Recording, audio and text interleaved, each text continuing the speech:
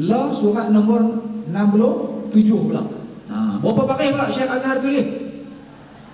1, 2, 3, 4, 5. 5 baris. Dia jawab 30 muka surat, 45 muka surat. Nampak tak jadi pengurusi majlis kan? Pengurusi majlis bukan boleh tanya banyak-banyak kan? Tanya sikit-sikit, dia jawab lagi, jawab sampai 80 muka surat, 60 muka surat. Oh, sedap kat dia, menang kat dia. Dia reka buku tu. Yang menarik ni, bila saya perasan apa, cuba tengok surat 65, pasal 65 Syekh Azhar. Surat 66 Syiah tu pula balas kan. 67 bagus Syekh Salim pula tulis surat. Okey, cuba kamu tengok tarikh dia. Perhati ya, minta maaf tak clear kan, belakang tak nampak. Dialog 65, tarikh surat tu berapa hari bulan? 5 hari bulan Safar. Ingat, 5 hari bulan Safar. Dia pun tulis surat. Dia kat pejabat pos, list tempel kan, tempel surat, dia hantar dia. Betul tak kan? Surat ni tu lah kan. Okay. Lepas tu surat ke 66 lah, mungkin 2-3 hari lepas tu kan. Kawan tu balai pula, orang nak jawab ni memang 60 muka surat ni. Balai balik. Tengok surat 67, tarikh dia bila? Berapa hari bulan? 6 hari bulan. Logik lah. Dia pakai pos syarikat, pos laju mana yang laju sangat ni?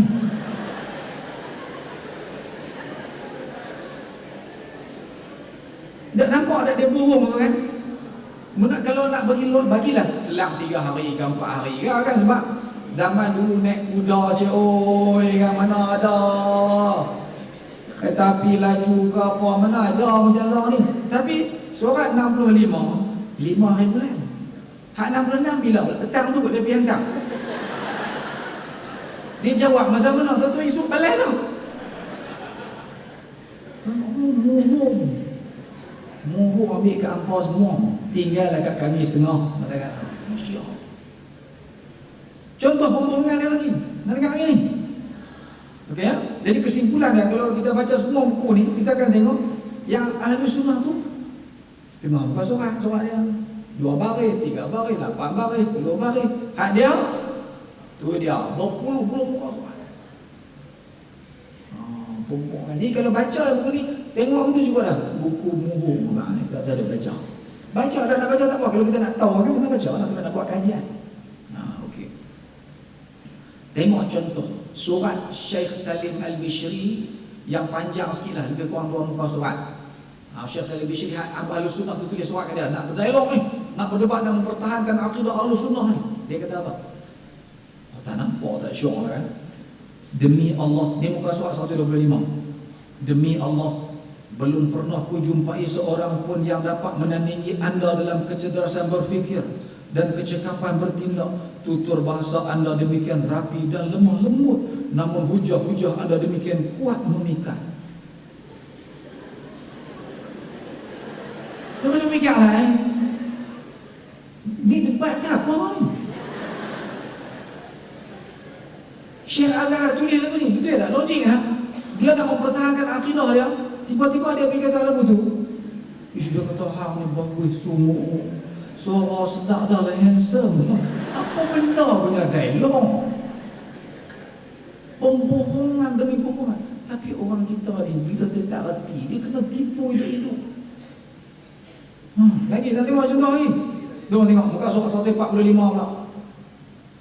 Sungguh aku beriman kepada Allah yang telah menjadikan anda sebagai cahaya penghapus segala kegelapan, pengikis segala keraguan, dan bukti nyata di antara bukti-bukti yang terang benderang. Kini tambahkan bagiku demi Allah penjelasan anda dengan nasnya yang lain. Tambahkanlah wassalam. Ya Allah. Baik debatkan kita Ustaz Aus. Kan, kalau nak debat dengan Syekh Azhar lagu ni, tak payahlah.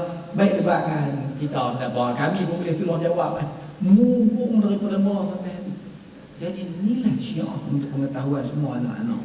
Dia punya asas ajaran dia taqiyah, muhung, tipu orang, sampai nak menyebarkan agama dia ni, muhung daripada mula sampai habis.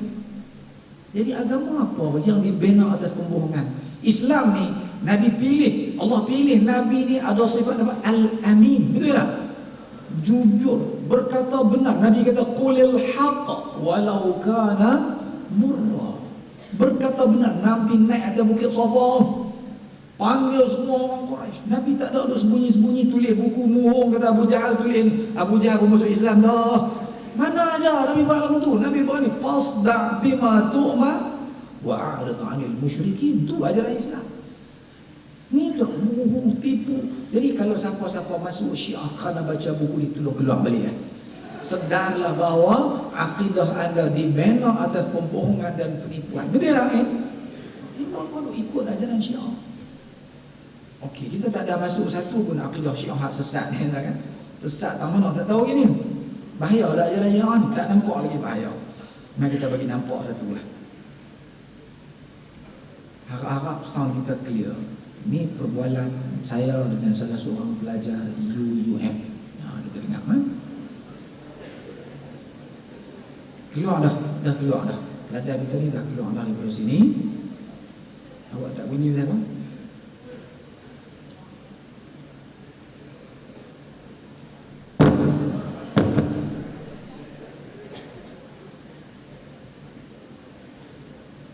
Tak bunyi suara. Siapa ni? Pada mana-mana masa pun tak apa. Itu je perbezaan kawan.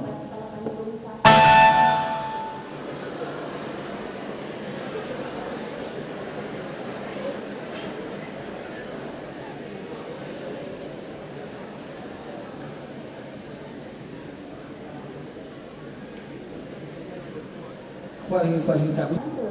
Tapi bila dalam ceritanya maksudnya Abu Bakar, Umar dan Uthman, maksudnya diorang berpura-pura maksudnya menolong Nabi, maksudnya sedangkan dalam hati diorang ingin macam mana mencari Nabi macam tu dah. Tak ubah kelai, kita ulang balik dah. Tengok dulu sini.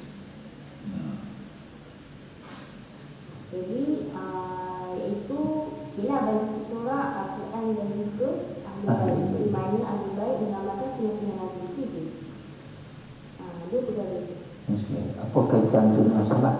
Okey, dengan sahabat sebab ketika Nabi wafat tu Abu Bakar dengan Umar tak mahu, dia kata cukuplah hanya setakat Quran sahaja. Dan ikut bacaan saya juga hari-hari sebelum dikumpulkan oleh sahabat dia, mana itu Umar tu yang mengumpulkan hadis tu kembali, maksudnya yang Abu Bakar. Quran Usman. Kan dikumpul kembali oleh Usman. Bukan hadis Quran.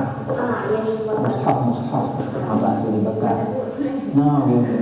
Terus tu maksudnya Abu Bakar dengan Umar, maksudnya dia orang tak mengakui yang Nabi telah wafat lah, telah meninggal dunia. Maksudnya dia tak bagi Nabi menuliskan perkara besar tu. Okey, dan ketika tu pun yang menguruskan pengujian Nabi semua Ali.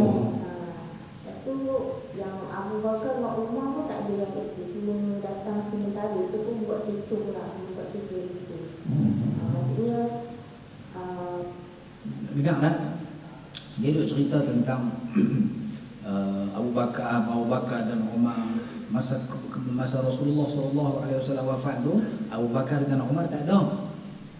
Yang ada hanya Sayyidina Ali dan keluarga Nabi pada ketika tu.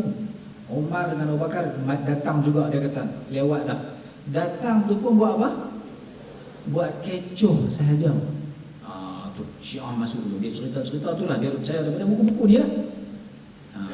Okey, dengar dia kata. Tak bunyi pula dah. maksudnya Umar dengan Abu Bakar lah. Buat kecoh semasa tu. Maksudnya dia orang tak mengakui Nabi dah meninggal, cuma tulisan seketika untuk penciptaan pula. Adalah pembacaan tu kalau saya nak tunjuk pun dalam laptop saya kan pun. Kalau Ustaz nak tengok bukti dia apa semua yang ada banyak juga lah. Jadi kalau nak semua Ustaz pun saya tak ada salah pun. Tapi kalau saya nak terangkan tak pandai lah Ustaz boleh baik berdepan dengan Ustaz dia orang apa semua kan. Itu baik. Okey. Pandangan terhadap sahabat-sahabat Nabi secara keseluruhan. Nanti sendiri kan? Setelah jadi Syiah kan? Sebab bagi saya pun siapa saya untuk maksudnya terlalu aktif untuk melaknat apa semua kan. Kita kena jaga akhlak kita. Tapi itulah bila dalam ceritanya maksudnya Abu Bakar, Umar dan Uthman, maksudnya diorang berpura-pura maksudnya menurut Nabi, maksudnya sedangkan dalam hati diorang ingin macam mana? Mungkin Nabi macam tu lah diorang. Clear tak dia kata apa tu? Dia kata ikut dia baca lah dalam buku-buku yang dibagi pada dia berkenaan dengan ajaran Syiah yang dia ajar tafsirah sahabat-sahabat Nabi ni, Abu Bakar dan Umar ni berpura-pura menolong Nabi, pura-pura Islam, tolong Nabi, sedangkan dalam hati dia orang tu dia kata nak buat apa? Nak mengkhianati Nabi SAW. Tu dia percaya bila jadi Syiah jadi macam ni ya. Dia akan buruk sangka dengan para sahabat.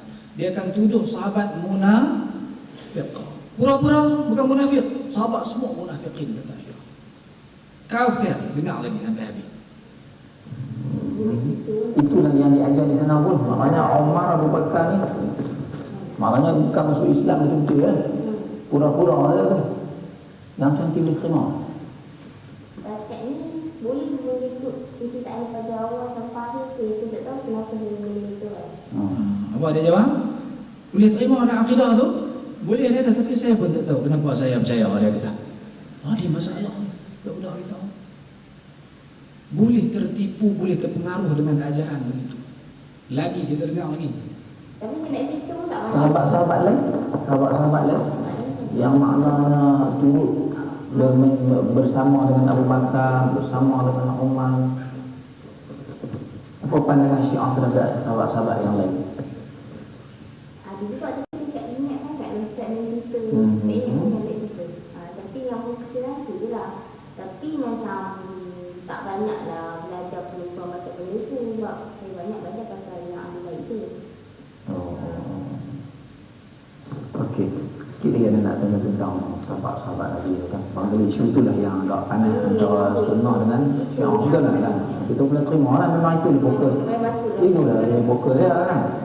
Okey. Hadis lagi yang Nabi yang selalu lah kalau kita belajar Syiah ni, dia akan sebut tentang hadis Ghadir Khum. Kan? Ada kan? Okey. Apa pandangan nanti terhadap hadis tu? Terhadap tu ialah sepatutnya Ali yang pada mulanya Ali dibai'ah, disokong juga oleh Abu Bakar dan juga Umar dan juga Uthman. Tapi selepas tu sebab Abu Bakar kata taklah, ini cerita tak ingat sangat ni. Sebab Abu Bakar pun dia kata yang sistem Asyura tu maksudnya dia boleh Sistem apa? Syura. Asyura. Silap dengan berbuang suara. Tak apalah dia silap sebut, tak apalah. Sistem syura yang dia kata boleh menggunakan wasiat kan. Wasiat kan. Sedangkan dia cakap pada Nabi yang ketika Nabi wafat tu kata maksudnya tak boleh gunakan wasiat lah. Adalah isu tu kan dibangkit kan betul tak? Isu tu dibangkit kan. Tak nak balik pada isu ni. Yang pasal tu Ghadir Khum. Ghadir Khum tu. Saya kat situ Ali tu dibaiat dah sebagai khalifah. Tapi ada kejadian selepas tu Nabi dah tak ada, Abu Bakar dan Umar tak mengaku. Maksudnya mereka membaiat diri sendiri di Kufah. Dah di Saqifah Bani Sa'd. Saqifah Bani Sa'd. Kat situ lah maksudnya dia. Jadi sikap Abu Bakar yang maknanya dah bai'ah daripada Sayyidina Ali masa dia Ghadir Khum pada 18 Zulhijjah tu. Kemudian bila Nabi wafat Rabiul Awal, Abu Bakar tak laksanakan bai'ah yang telah diberikan kepada Sayyidina Ali di Ghadir Khum. Dari sikap Abu Bakar ni, apa hukum kita nak kata kat Abu Bakar? Yang tu tak boleh buat saya nak spesifikasi kan. Sebab orang-orang Syiah selalunya dia akan menyebut Abu Bakar kafir kerana tolak wasiat Nabi yang kedua. Sebab orang pun ada juga yang mencakap benda tu. Tak disetuju lah benda tu. Setuju Abu Bakar kafir, Umar sama kafir, anti setuju. Ya. Osman Ya. kafir juga. Clear tak dia kata apa tu? Kita dengan Syiah. Saya tanya dia, setuju tak dengan Syiah? Dia kata Abu Bakar kafir. Dia angguk kan. Saya nak paksa dia kata tu. Sebab dia angguk tak nampak kan. Dia mengaku, ya. Umar kafir juga? Ya. Osman kafir tak? Ya, dia kata. Dia percaya. Saya tanya lagi soalannya, yakin? Ya, yakin Abu Bakar kafir, Umar kafir, Osman kafir. Sampailah habis panjang lagi perbualan dengan dia.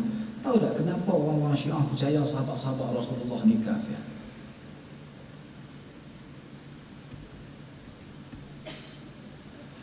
Punca dia ialah dalam kitab-kitab Syiah. Syiah ni dia ada kitab tersendiri. Dalam kitab-kitab yang dimiliki oleh orang-orang Syiah memang jelas nyata menyebut bahawa sahabat-sahabat Rasulullah kafir. Antaranya ini satu tak clear juga, tak apa. Dalam kitab Ar-Rawdhatu Minal Kafi, dalam kitab Al-Ikhtiyar fi Ma'rifatir Rijal, semua sepakat kata sahabat-sahabat ni kafir. Semua sahabat telah murtad selepas kewafatan Nabi SAW, melainkan berapa orang yang tak jadi kafir? 3 orang ya. Siapa yang tak kafir tu ikut ajaran Syiah? Miqdad ibn Aswad, Abu Dhar al-Ghifari dan Salman al-Farisi. Banyak lagi lah hadis-hadis lain untuk pengetahuan kita semua yang orang-orang Syiah memaki hamun para sahabat-sahabat Nabi radhiyallahu anhum ajma'in. Kalau Syiah Arab ni tak tahulah, terlalu banyak sangatlah video yang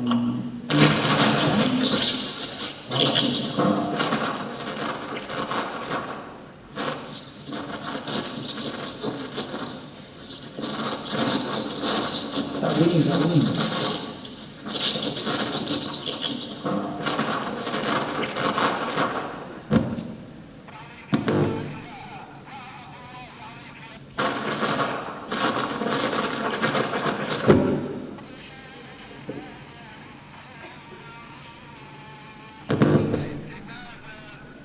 Tak dengar bunyi nampak macam ni. Kita punya sound ada masalah sikit. Banyak lagi nak tunjuk sebenarnya. Jadi orang-orang Syiah ni, inilah yang masalah besar. Kita berhadapan dengan apa? Contoh dia tulis buku, hantar kat kita. Buku meniti-titian kebenaran. Apa dia tulis? Berikut dia kata, saya akan kemukakan hujjah-hujjah dan dalil nas bagi membuktikan bahawa memang benar majoriti para sahabat telah jatuh kafir, murtad. Dia bawa hujah sedemikian banyak yang diputar belit daripada Al-Quran dan juga hadis-hadis Nabi. Dan malangnya budak-budak kita percaya. Ini masalah ni.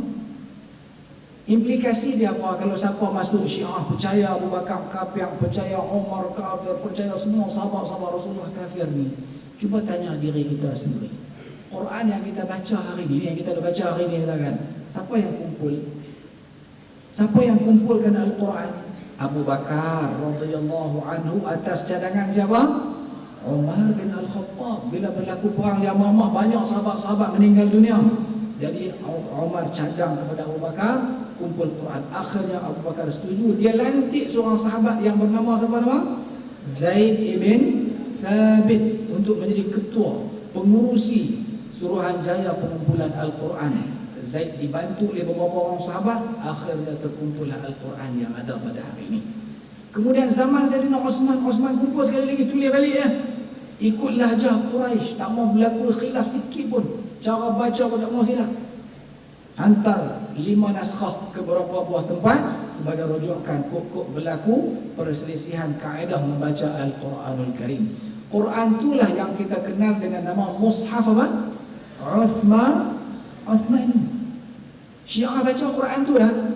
Syiah baca Quran tu. Kalau tanya dia, kami baca Quran ni, dia tak mengaku kata dia ada Quran lain. Dia akan kata, kami baca Quran ni lah.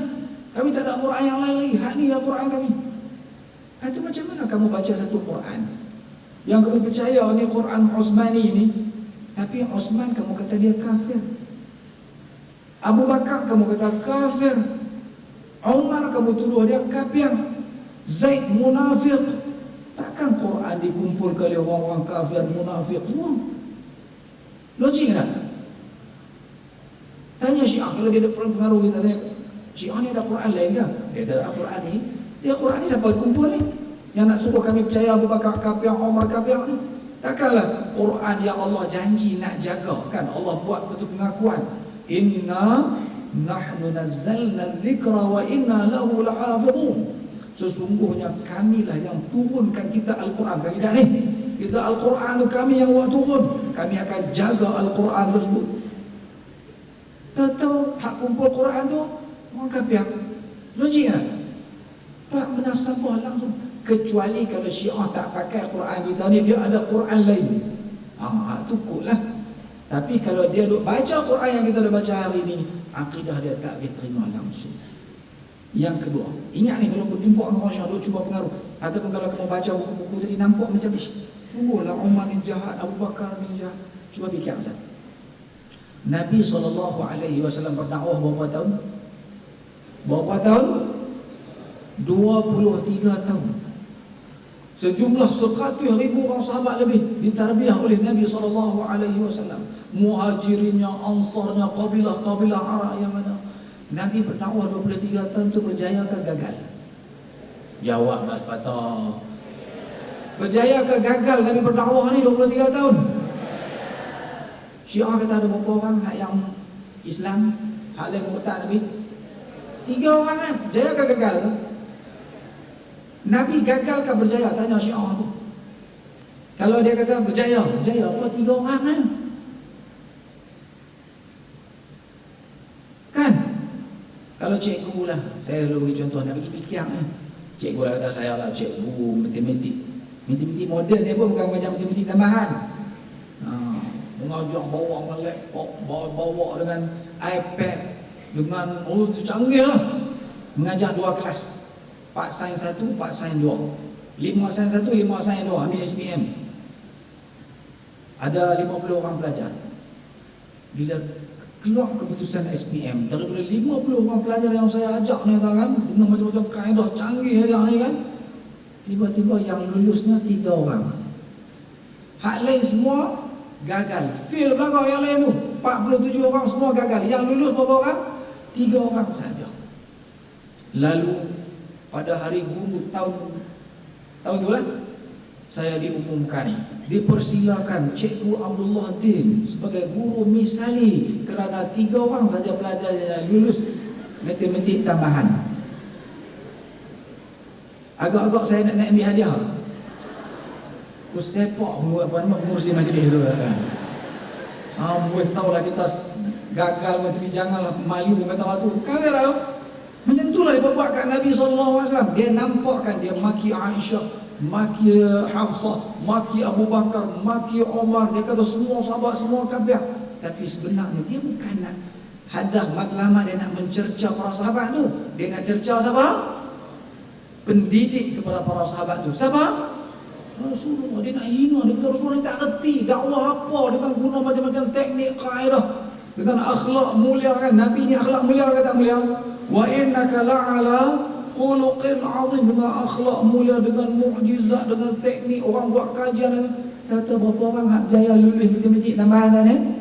3 orang Nabi boleh pun. Bini sendiri pun tak reti dakwah. Maknanya dia nak hina Nabi ke dia nak muliakan Nabi tu?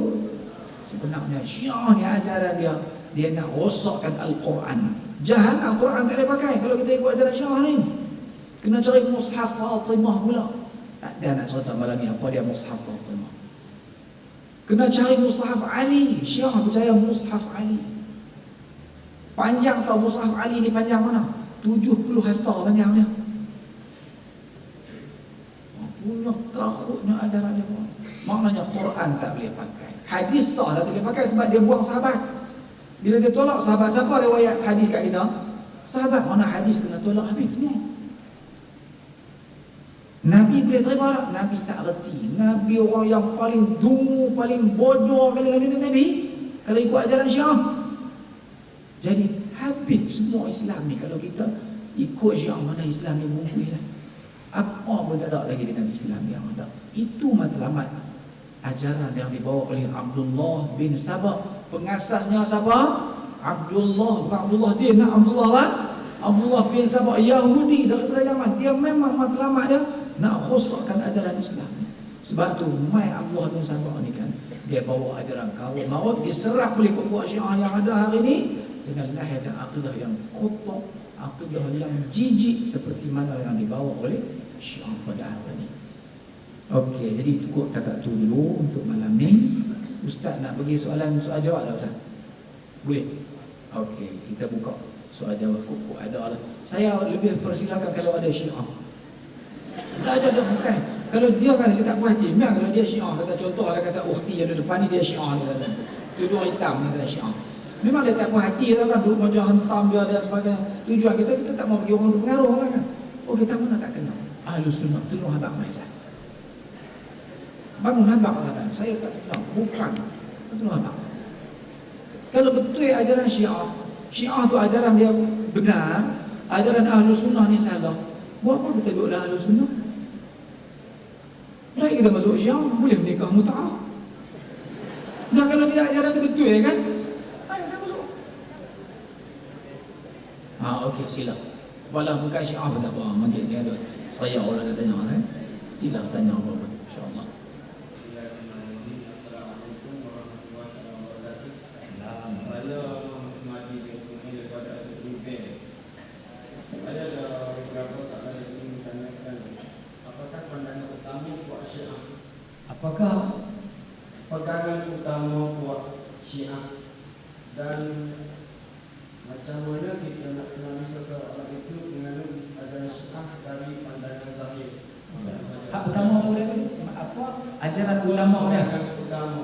Pegangan utama dia. Ya. Okey. Okey, pegangan utama orang-orang Syiah ni yang paling pentinglah dalam ajaran Syiah ni ialah kepercayaan terhadap al-imamah, dia panggil. Kepercayaan terhadap al-imamah, iaitu wajib percaya kepada imam 12. Ini rukun iman dia berbeza terus dengan kita. Ni 12 orang ni wajib percaya bahawa Rasulullah sallallahu alaihi wasallam mewasiatkan kepada Sayyidina Ali sebelum Nabi wafat, ni wasiat aku, lepas aku mati ini khalifah aku. Itu kepercayaan penting dalam ajaran Syiah. Dan Nabi kena sampaikan sebab ini perintah Allah Subhanahu wa taala. Ni 12 orang semua keturunan Rasul. Dan imam-imam ni kita tengok kepercayaan apa? Dia kata apa? Na'taqid, kami berkeyakinan annal imamata aslun min usulid din, bahawa percaya kepada imam 12 ni, imam-imam tu adalah perkara dasar dalam agama. Ini pun paling penting. Tidak beriman seseorang melainkan mesti dia tu kena beriman dengan 12 orang imam tu. Kena percaya. Ini wajib percaya. Tak percaya ni kafir. Ini dalam kitab Aqaid Al-Imamiyah. Innal imamata la takunu illa bin nas min Allah Ta'ala ala lisan Nabi atau lisan al-imam alladhi qablahu. Mereka percaya juga bahawa imam tu yang kata 12 orang setiap satu tu dilantik tidak akan berlaku kecuali dengan nas. Allah kena lantik dia. Sama ada Nabi tolong sampaikan ataupun imam sebelum dia kena beritahu. Lepas ni imam yang seterusnya. Ni wajib Syiah dia. Imam ni pula dipercayai oleh Syiah bukan macam imam masjid, masjid Zahir, itu bukan. Dia kepercayaan dia imam-imam ni maksum. Lebih maksum daripada Nabi Muhammad lagi. Maksum daripada dosa kecil. Maksum terpelihara daripada dosa besar. Tersilap pun tak pernah. Terlupa pun tak pernah. Nabi kita lupa dah. Nabi ada ketikanya Nabi terlupa kan. Nabi kepada manusia biasa, lupa biasa kan. Terlalai sejak daripada kecil sampailah mati. Itu kepercayaan antara imam-imam ni. Imam-imam ni dipercayai mengetahui perkara-perkara gaib. Apa yang berlaku dulu-dulu dia tahu. Yang akan berlaku akan datang semua dah diketahui oleh imam-imam ini. Ini kepercayaan orang Syiah. Bagi orang Syiah, imam-imam ni lebih tinggi kedudukan daripada nabi-nabi. Dengan Nabi Ulul Azmi pun tinggi lagi kedudukan imam-imam ni. Dengan Nabi Muhammad bawah sikit. Ini kepercayaan. Semua kita ambil daripada kitab-kitab Syiah ni. Tak ada nak perinci satu-satu tentang kepercayaan ni dalam kitab-kitab Syiah ni banyak. Sehingga ulama-ulama Syiah ni kalau kita tengoklah, mari kita tengok video ni ya. Awak boleh tengok kan?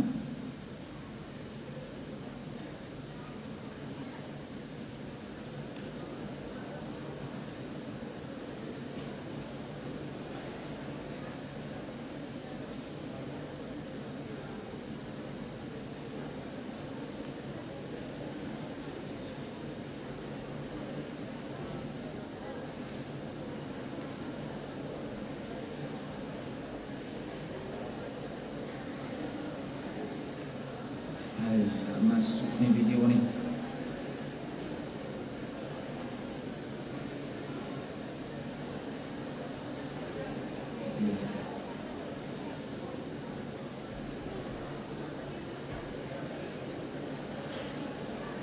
Tak masuk. Tidak nak tengok macam mana orang Syiah punya mengagung-agungkan imam-imam dia ni kan, sampai kepada cum kubur, menerak mata-mata kubur. Sampai sekarang tu dia punya kepercayaan terhadap imam-imam yang dipercayai sebagai maksum ni. Tawalah cari tak jumpa malam ni. Ini kepercayaan kafir Syiah. Siapa tak beriman kepada imam-imam ni kafir, dan kita ni dianggap oleh orang Syiah sebagai kafir najis. Kita dianggap oleh orang Syiah mulai tawatur. Tak ada nak tunjuk malam ni. Okey, yang seterusnya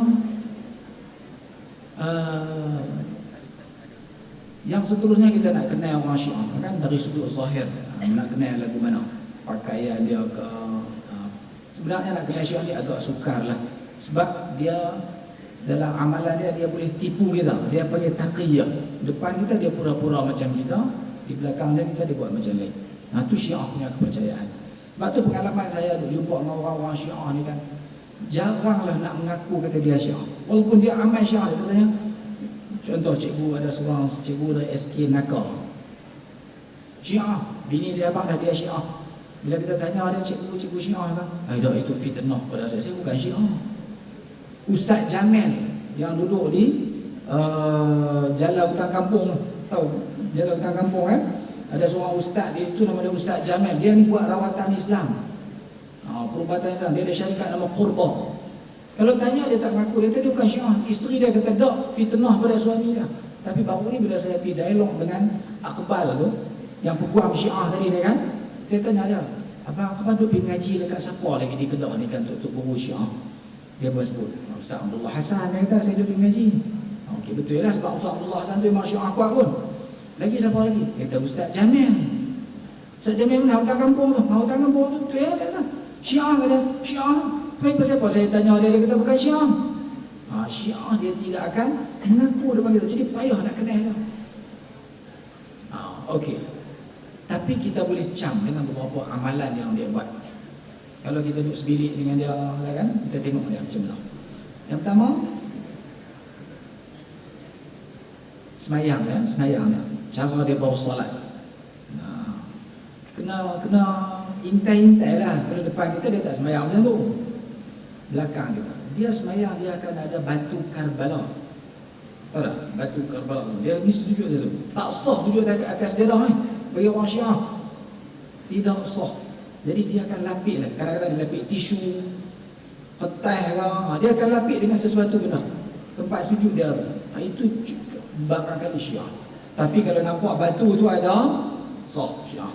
Yang kedua, jadi saya balik lagi cek laci-laci kawan belakang. Yang kedua, puasa. Syiah ni dia bila puasa dia ada satu kelainan dengan kita, iaitu dia berbuka puasa lewat daripada kita buka puasa. Kita buka puasa kata pukul 7.30, dia lewat 15 minit daripada kita. Dia kena tunggu sampai hilang cahaya merah di langit tu baru dia boleh buka puasa. Jadi kalau kawan kita ni, kalau sekali-sekala okey lah, kadang-kadang kelang kabut lah kan. Tapi kerap sangat dia akan buat kalau dia buka puasa lambat. Ataupun dia cuba mempengaruhi kita dengan ayat-ayat Quran tertentu, kata kena buka puasa lewat sikit. Itu Syiah. Jadi boleh cam. Kalau esok siapa jadi guru, Kita jadi warden di asrama, pelajar-pelajar yang ayah dia Syiah, dia pun Syiah juga, kita boleh cam dekat Ramadan, ayah dia akan ikhtiarkan usaha untuk dia tak duduk di asrama. Pasal apa tahu? Pasal masa buka puasa tu tak sama. Dia buat surat, dia main merayu, tak ada. Jadi ni kita kena barang ke dia Syiah. Atau kamu dapat isteri tu Syiah kan? Cara dia betul ni, cerita betul. Ada seorang cikgu kita ada pengalaman lagu tu. Cikgu Safidin ni gambar dia cuba lah.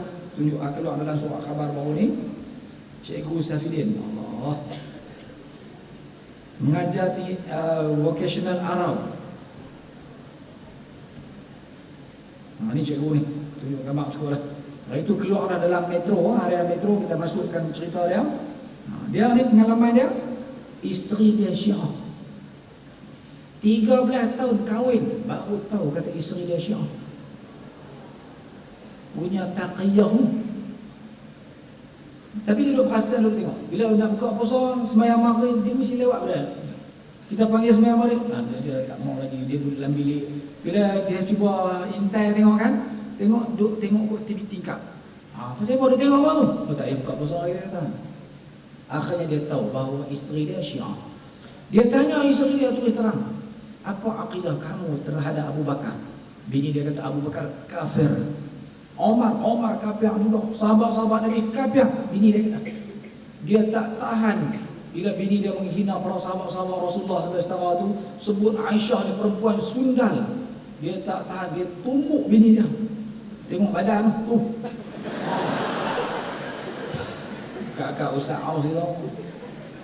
Tapi tak kena dia tumbuk. Kena bimbing, patah jari dia. Lepas tu bercerai. Lepas itu adalah cerita panjang ni, dia bercerai. Bila bercerai anak 3 orang. Anak perceraian biasa ni akan dapat kat mak ke ayah? Mak yang akidahnya Abu Bakar kafir, Umar kafir, sahabat kafir. Salah tak?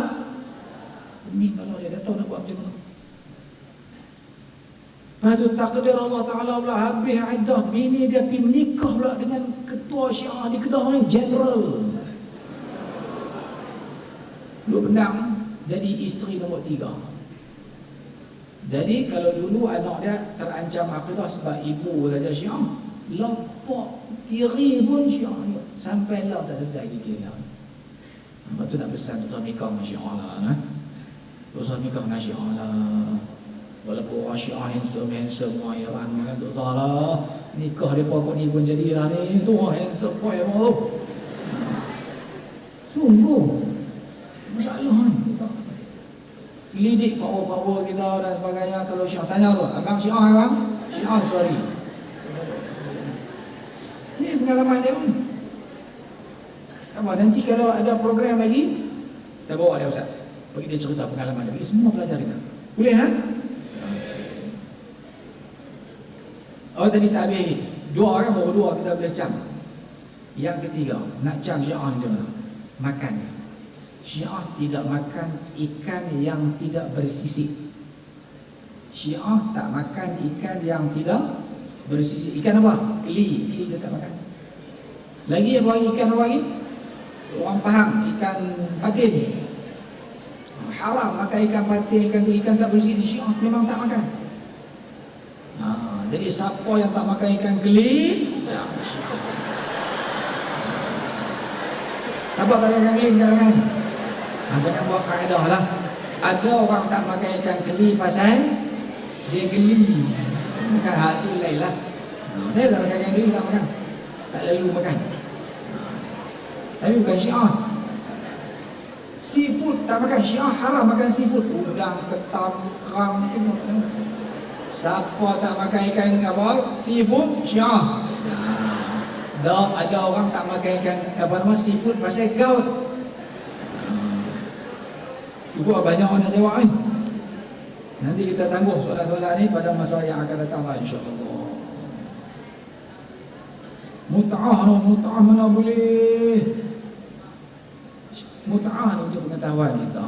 Memang kita akui pernah dihalalkan seketika beberapa hari dalam perang oleh Rasulullah SAW, meneruskan adat jahiliyah dulu. Kemudian diharamkan oleh Rasulullah.